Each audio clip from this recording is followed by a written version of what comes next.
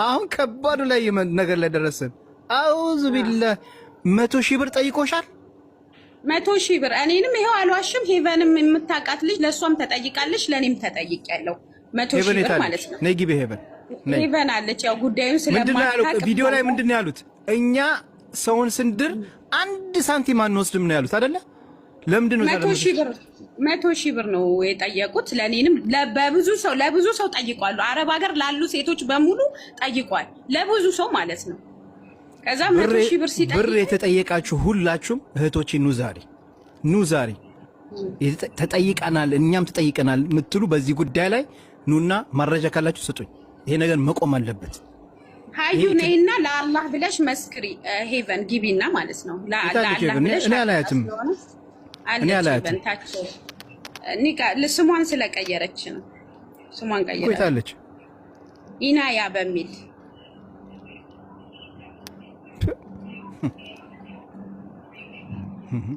ማነው ስሟ? ኢናያ በሚል ኒቃቢስቷ ኢናያ። እስኪ አንድ ቁጥር ጻፊልኝ። እኔ አላያችም እንዲህ ያለች በቃ ምናምን ያለኝ ነው። እሺ አልኩኝና በሳምንቱ ቀጥ ብዬ ወጣሁኝ አዲስ አበባ። እኔም ስራ አልሰራልኝ፣ ራሴም አመመኝ። ከዛ እኔ ወጣሁኝና ደውዬ ጠራሁት። ሂጄ መኪና ይዘን የሽማግሌ ቤተሰቦቿ ጋር የተወሰነ ሰው ይዘን ሄድና እዛ ቀን ለሌላ ቀጠሮ አደረግን። እንደገና ሲንደወልለት አይመችኝም እያለ በአዲስ አበባ ኖሮ ሳምንት ነው ያቆየኝ።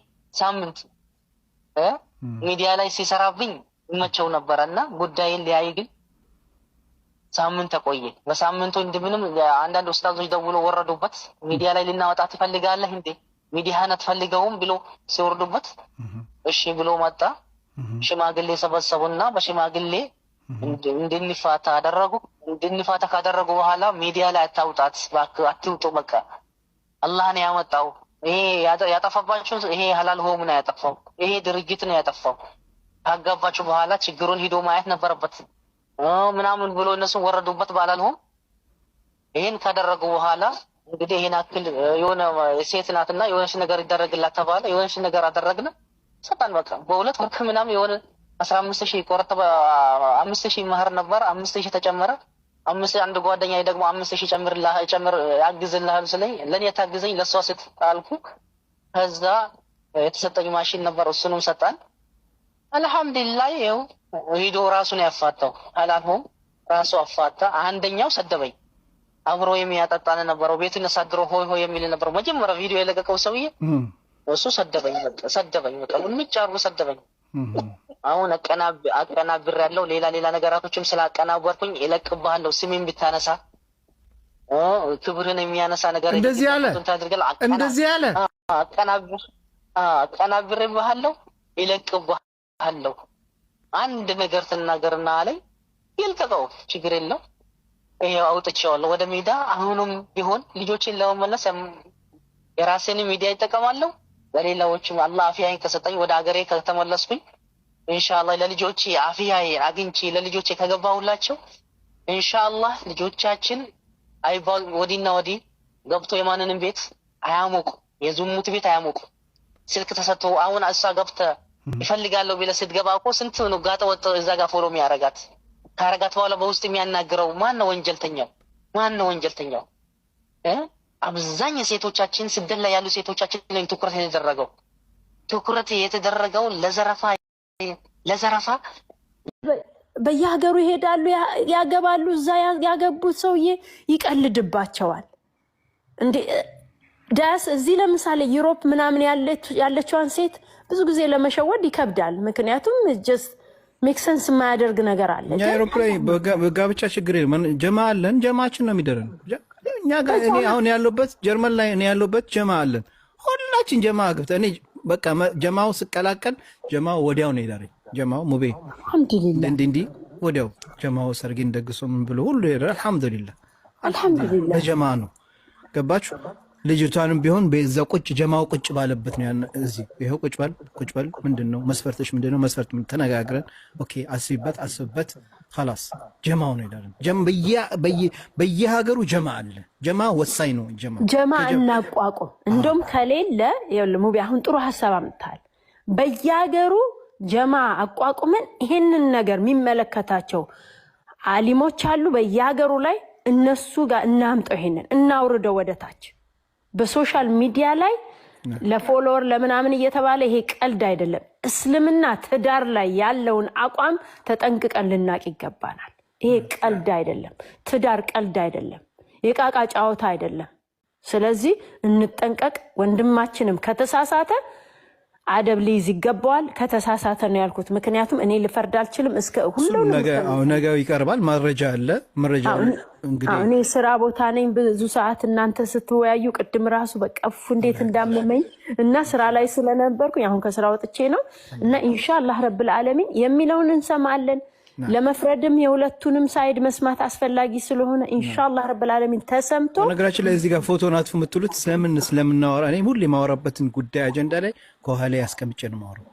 ጥሩ ሐሳብ በቃ ለምን መሰላችሁ? ትናንትናም እነሱ ያው ቪዲዮ ሲሰሩ መልስ ለሀጂ እዚህ ጋር መጥቶ የተናገሩት ቪዲዮ ሲሰሩ የኔን ፎቶ ለጥፎ ነው የሰሩት። ስለዚህ እኔ ማስተላለፈው መልእክት ዛሬ ስለ ሐላል ሆም እንድትረዱ ሀጂ አወል በእኔ የደረሰ በማንም አይድረስ ብለው ነው ትናንትና እዚህ ሲያስተላልፉ የነበሩ አይደለ? በቃ ስለዚህ አጀንዳችን ነው ይሄ። ስለ አጀንዳችን ነው የምናወራው። የገባው ይገባዋል። ስለዚህ ፎቶ ምናምን ማንሳት የሀጂን አወል ብቻ አድርገው ነው ተውት። ይሄ ነው ያለው ነገር።